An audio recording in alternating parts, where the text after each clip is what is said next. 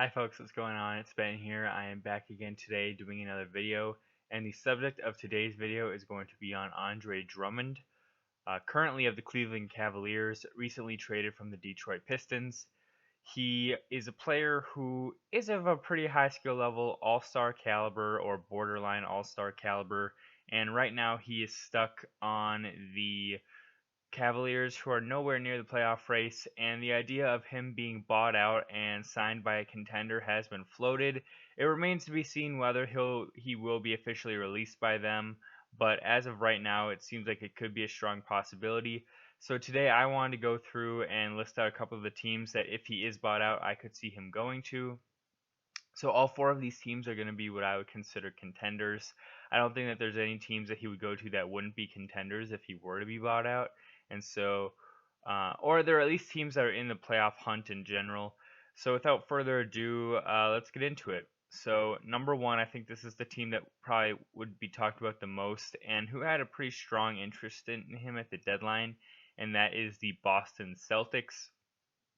Boston really lacks a true defensive center whatsoever. Daniel Tice is not really a defensive center at all. Enes Kanter doesn't play a lick of defense. And really, besides that, they've got Taco Fall, who's really not NBA ready. And I believe Robert Williams is still injured from earlier in the year. So really, it's Tice or Kanter as their options at center. And neither of them provide quality defense. So I think Andre Drummond would definitely be an upgrade defensively. He still isn't perfect on defense, but he is an upgrade over what they have now.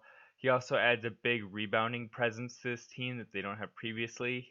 Tice I think is good for like 8 rebounds a game, and Cantor same around 8 or 9. But Cantor plays really limited minutes, so I think that they could just use a more consistent rebounding option down low, especially with Jason Tatum being their primary power forward, and he seems to be playing a lot more on the perimeter lately. So I think that they could really benefit from having a guy who could go in there and get you like 14 to 16 rebounds a night. Um, he also would be a really good pick and roll option with Kemba Walker on. He could be a rim runner and then do the pick and rolls and get like some alley oop dunks from Kemba. Um, and so yeah, overall, I think what this team really lacks to be like a complete title contender would be Andre Drummond or a similarly really good defensive, powerful center. And I think he would be the most viable option at this point compared to any sort of aging free agent still out there. And just as a clarifier too, when I go through these four teams, it's not like I'm saying that the Celtics would go out and sign him for like a $25 million deal while he's on the buyout market. They would probably be getting him for like a vet's minimum, because when the Cavaliers cut him, he'd be getting like 28 million from them. So wherever else he signs, he'd probably sign for like the minimum. It's kind of like when Dwayne Wade signed with the Cavaliers like 2 years ago.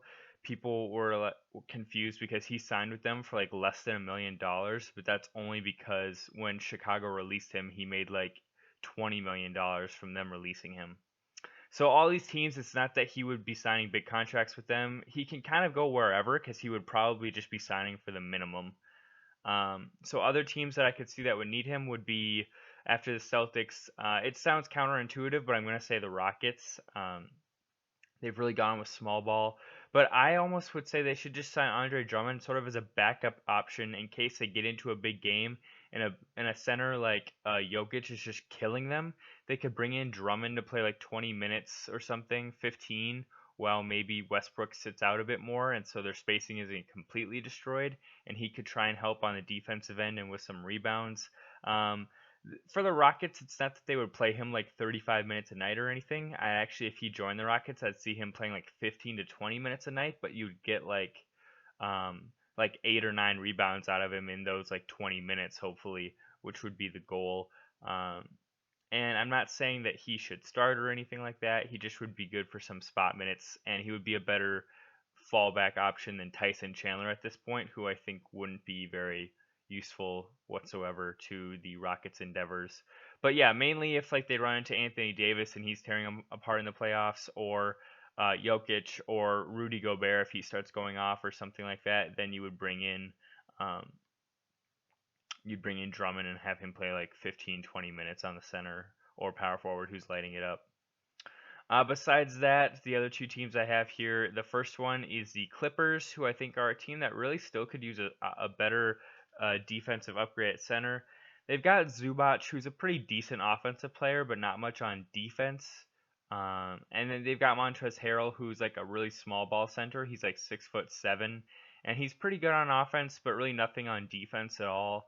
And each of those dudes that I just mentioned, their rebounding is like average at best. Like I think Montrez gets like 8 rebounds a game, and Zubac maybe also gets like 8 rebounds a game, which it's okay, but when you got Drummond who's averaging 16 a game right now, that's a significant upgrade. And actually, if he went to the Clippers, I think that he would start right away over Zubac, and you'd have a starting lineup of something like uh, Beverly, George, Leonard, Marcus Morris, and Drummond, and then your bench would be Reggie Jackson, Lou Williams, Shamet, probably then Montrez and Zubac. So that's a pretty powerful second unit. Um, and yeah, so I think he would just provide a defensive low post presence that they need to, because the Clippers really lack the same thing the Rockets do. Is if in the playoffs a center or power forward is giving them trouble in the post, they don't really have anybody that they can trust defensively to put on him. Like, would you trust Kawhi guarding Jokic? I don't know. I feel like Jokic could back him down easy enough. Same thing with like AD. He's got like 3 to 4 inches on Kawhi, so I don't know if you'd trust Kawhi guarding him in the low post. I don't know. But Drummond could fill that void for them. And then lastly, I think a team that probably needs him the most, I would say, like he would provide the biggest impact, and he would definitely like be a starter and play heavy minutes, would be the San Antonio Spurs. So currently at center, their options are playing LaMarcus at center or starting Jakob Poeltl.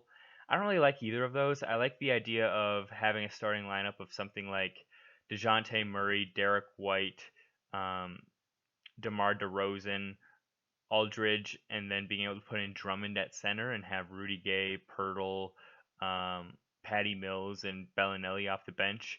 And I think that the Spurs could really use an interior post defender again, and he would provide some good points for them too that I don't think Jakob Poeltl can really provide. So yeah, I think the Spurs is another really good option for him.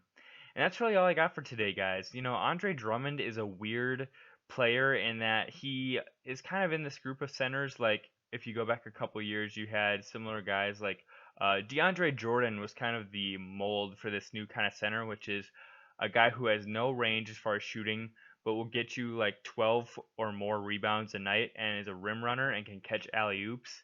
So in that group of players, you basically have like, well, what used to be DeAndre Jordan, Clint Capella, Andre Drummond, to a lesser extent, a guy like Willie Cauley-Stein, um, guys like that. There's a couple more that I'm not thinking of off of the top of my head right now, but he is really the epitome of that, Andre Drummond. And really, there's not a ton of places where he's either a significant enough upgrade that would warrant going out and getting him, or the teams that he could go to aren't contenders, so I can't see him going there. So the four that I listed, the Celtics, the Rockets, Clippers, and Spurs, those are the four teams I could realistically see him going to. Hope you guys enjoyed the video, and I'll see you next time. Bye.